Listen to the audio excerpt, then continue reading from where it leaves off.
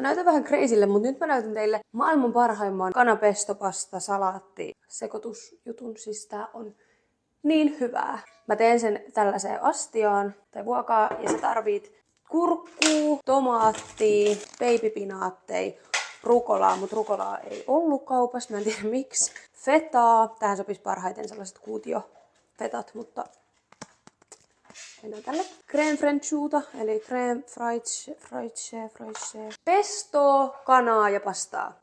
Mut mä oon jo tehnyt pastan valmiiksi. Kaadetaan se tonne vuokaan. Ai saatana, poltin mun sormet. Noin. Sitten heitetään ne joukkoon kanat.